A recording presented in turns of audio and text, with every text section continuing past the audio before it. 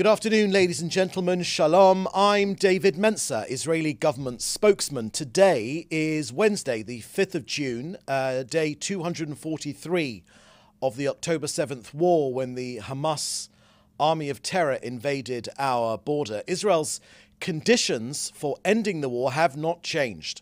The destruction of Hamas's military and governing capabilities, the freeing of all 124 hostages, and ensuring that Gaza no longer poses a threat to Israel. All of our objectives are within reach.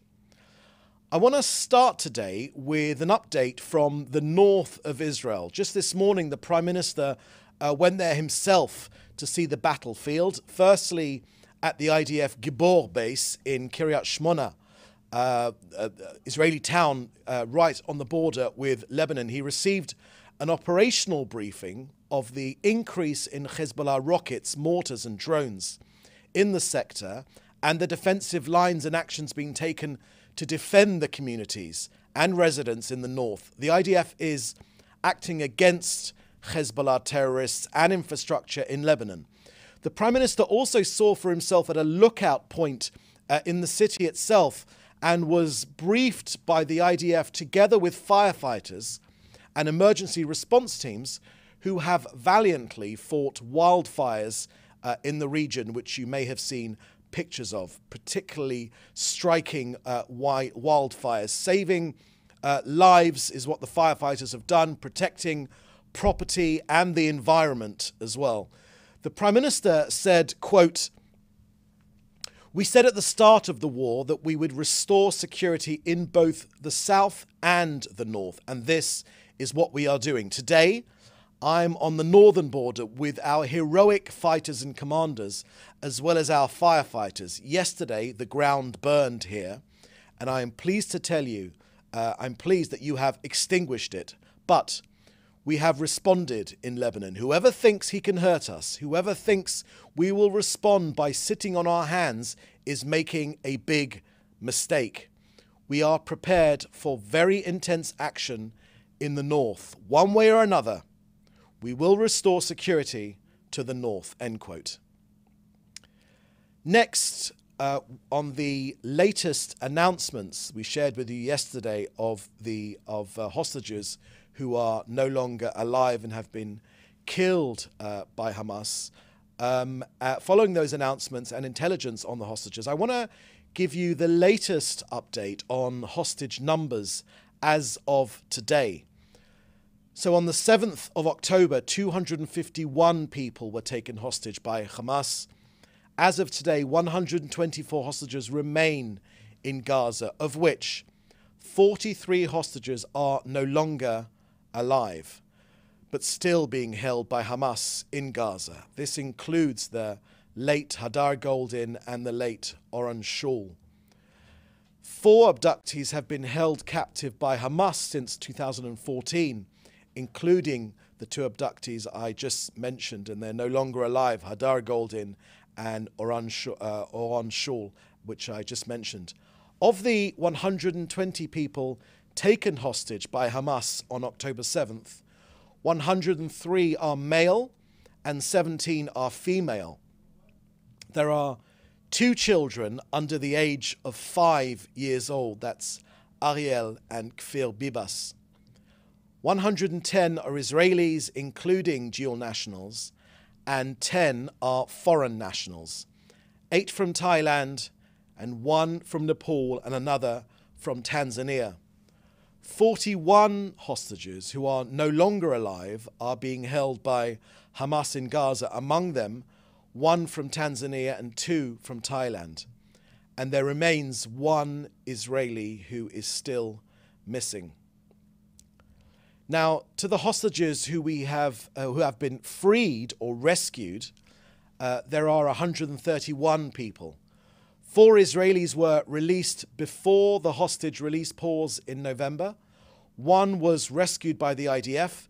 During the hostage release pause in November last year, 81 Israelis and 24 foreign nationals were released.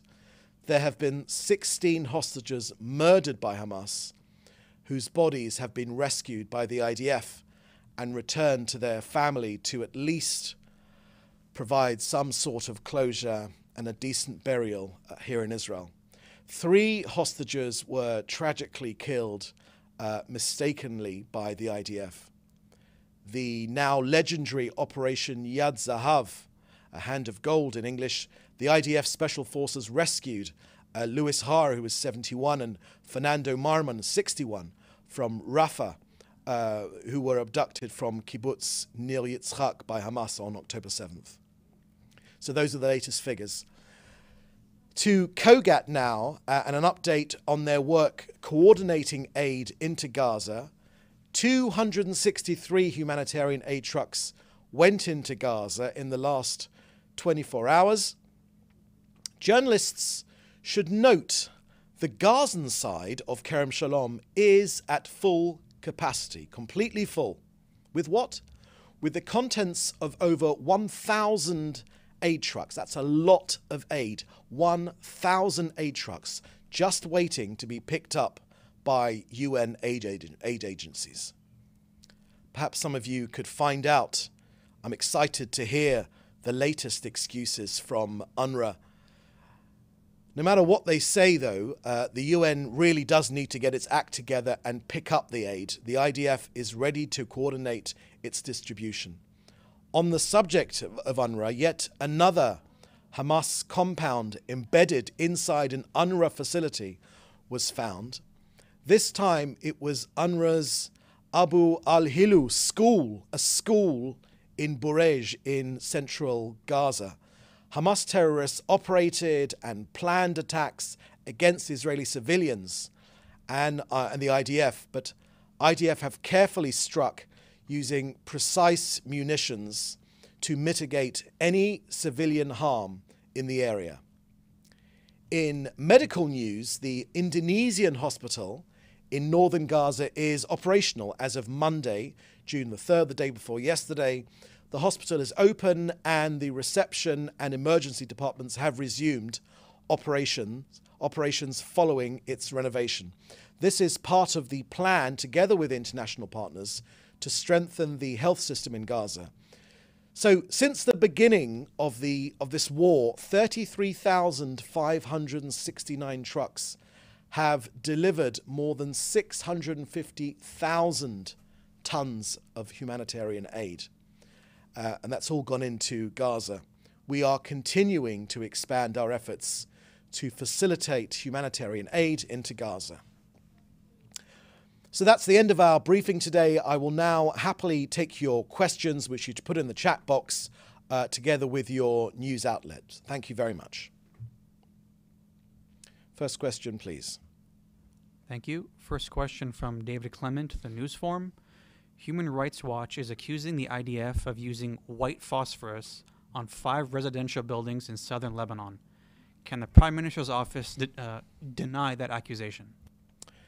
Thank you very much for that question, David. The IDF always and only uses white phosphorus in the legal ways for which it's supposed to be used in warfare, and that is as a smokescreen. It is never used as an offensive weapon, and certainly not one which could harm civilians. So, as usual, this can be added to the long line of false accusations which are made against Israel. They come up in different forms, but on the same theme almost every single day. You can get more information from the IDF, but I can tell you categorically that the IDF, in accordance with international law, only uses white phosphorus as a smokescreen and certainly not as an offensive weapon, which is in accordance with international law. Next question, please. Thank you. Question from Joel Polak, Breitbart News. The Biden administration persists in claiming that the proposal for a ceasefire, which it says is virtually identical to Hamas's proposals, was Israel's idea. Does Israel feel, quote, boxed in, quote, by this strategy, and that it must accept the deal if the U.S. and other parties accept it? Thank you for that question, Joel. We certainly don't feel boxed in. To answer your question, the IDF's and the Israel's objectives in this war remain unchanged. And that goes through every single one of our objectives to end this war. Just yesterday, the Prime Minister spoke on the phone with French President Emmanuel Macron. The reason I'm telling you this is because it answers your question, I think, comprehensively. The Prime Minister updated him on the details of the outline for the release of hostages. And the Prime Minister emphasized that the outline allows Israel to realize all of the objectives to destroy Hamas militarily and its governing capabilities, to bring home our hostages and ensure that Gaza can never form a threat to us again. So all of our plans allow us to meet those objectives of this war as they've been defined, including, this is very, very important, including the elimination of Hamas. The Prime Minister stressed in that call, and it's very relevant to your question as well, that alongside the release of hostages, this was and remains a fundamental objective of Israel in the war, which it is determined to realize. Next question, please. Thank you. Second question from Joel Pollack, Breitbart News.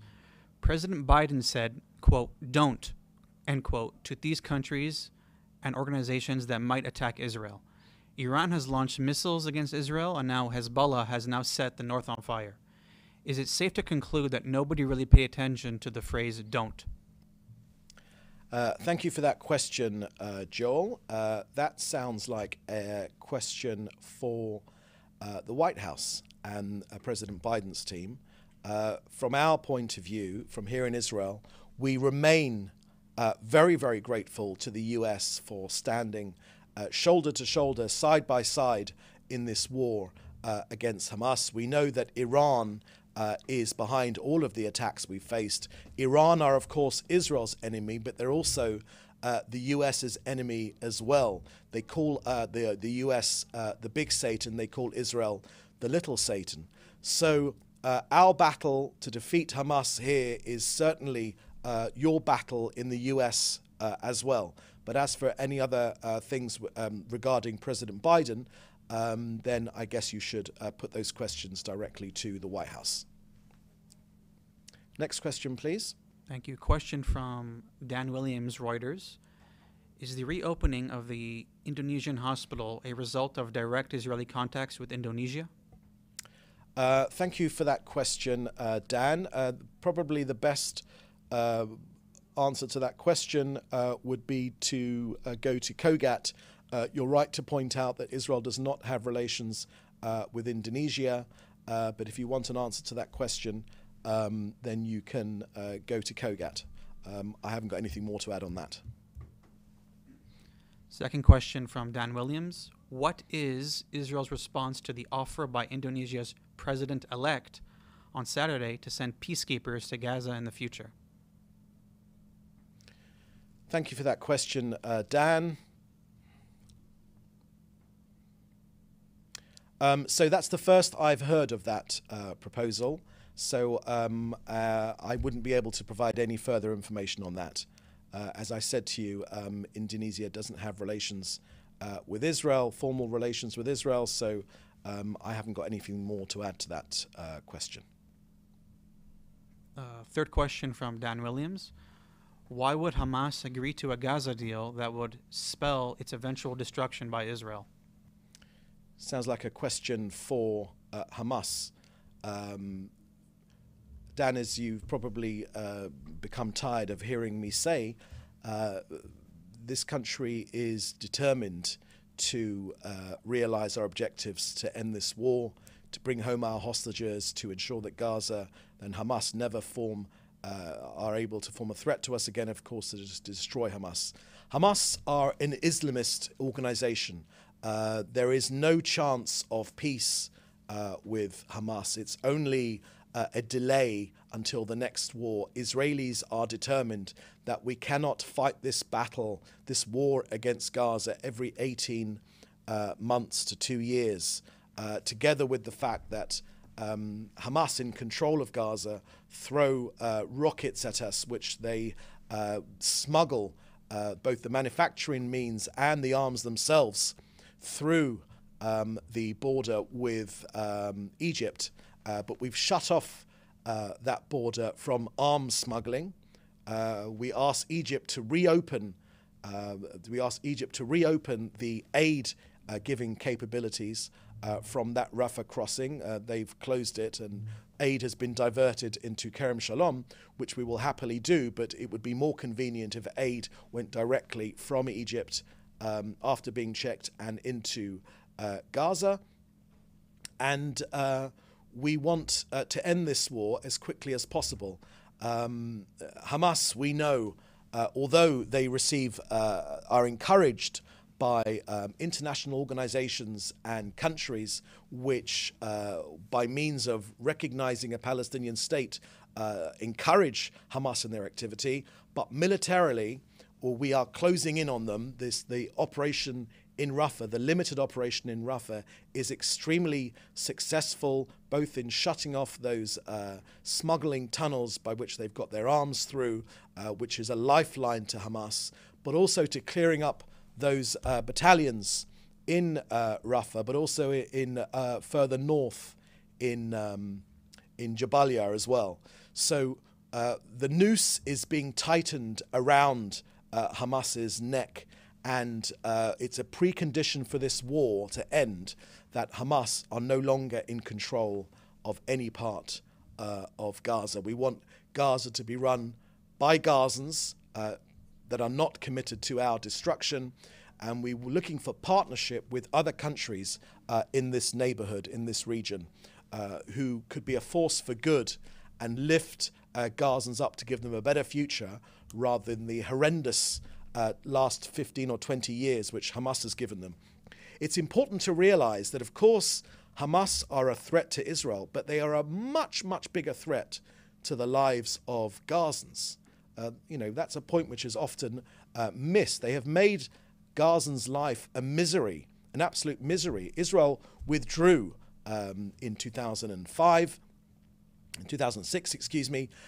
and that whole all of Gaza could have completely turned around.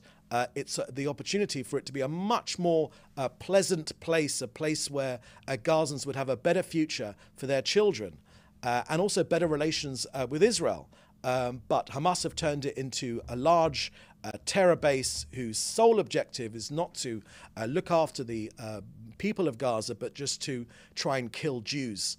Look, it's in their charter to kill Jews. That's what they're about. There's no part of Hamas which is about coexistence or living together or an end to this Middle East conflict. And so that's why there is literally no opportunity for Hamas to remain in power. Next question, please. Final question from Fred Eager, Interplanetary Television. New York Times journalist Kad Mitz reported on May 30th that OpenAI discovered 5 ChatGPT accounts run by state actors and private companies in Russia, China, Iran, and Israel. Israel's diaspora ministry appeared to have paid Tel Aviv marketing firm $2 million to carry out a campaign using ChatGPT to feed 3 fake social media accounts to spread pro-Israel content. The question is, what is your response? Do you confirm or deny?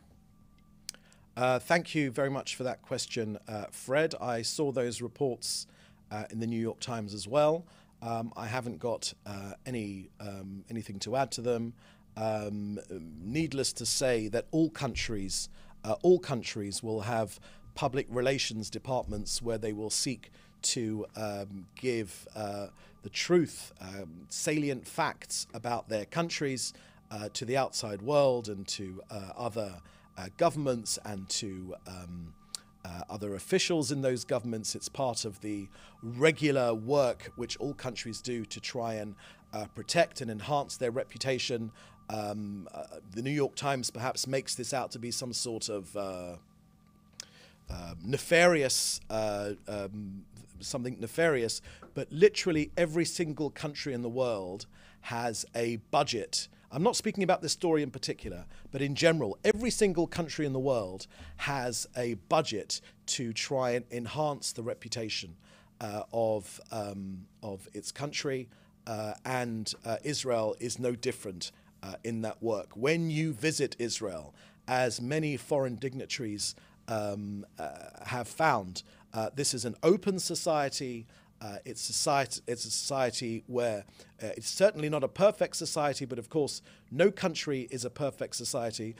There are fault lines within our society, but on the whole, Israel has done something remarkable. The 10 million people living here, of which 2 million are Israeli Arabs, the majority of those 2 million Arabs are happy to live here. They remain here. They are proud Israeli citizens. Take a walk into any hospital in Israel. You will see Arab doctors, nurses. Go into a dental clinic, you'll see the same thing. Go into any public service provider, you'll see Arab members of Knesset. You'll see Arab Supreme Court judges. Yes, of course, there are faults in every society. No society is perfect, and Israel is no different to that. But this is an open society. It's a democracy. We're very proud of that democracy. It's a democracy which is the only democracy in hundreds of miles in every single direction. And all of us feel here that this country came under threat on October 7th, not as a simple terrorist attack, a one-day terrorist attack, but an attempt at our annihilation. Under the guidance of Iran, this country was attacked and continues to be attacked from Lebanon and from Syria and from Iraq and from Yemen and from the West Bank, where our armed forces just yesterday and today and overnight thwarted more terrorist attacks and arrested more terrorist operatives that are planning further attacks against us here in Israel. This is the only Jewish state, and this country will be defended. But to make out that any attempt to try and enhance the reputation internationally of this country is some sort of nefarious PR campaign is frankly ridiculous, and is another example of double standards, which are so often standards and that are put on this country but are not applicable to any other country. Are there any other questions? Yeah. Yes, there was a final question from Jim Williams. He asked if the CIA director will be meeting with the Prime Minister during his Middle East trip.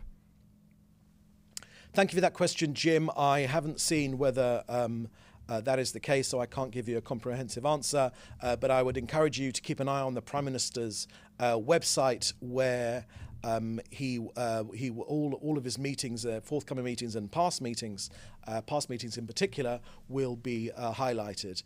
And if that meeting is to take place, then that you'll be notified there whether it indeed will take place. On the actual negotiations themselves, that's not something that we can talk about publicly. Lives literally hang in the balance. All of us are determined to bring our hostages home. We know that sustained military pressure together with negotiations is what released all of those hostages. I got them that were released back in November. We want all of our hostages home, and we want this war to end after freeing the hostages and, of course, destroying Hamas, making sure they're not a threat to us militarily or in their governing capabilities, and of course making sure that Gaza never again can pose a threat to this country or any other country for that matter. Any other questions? No further questions. Thank you. No further questions. Okay, so thank you very much for joining us today. We'll be having another briefing tomorrow at the same time. In the meantime, do please stay safe, and thank you very much. Bye-bye.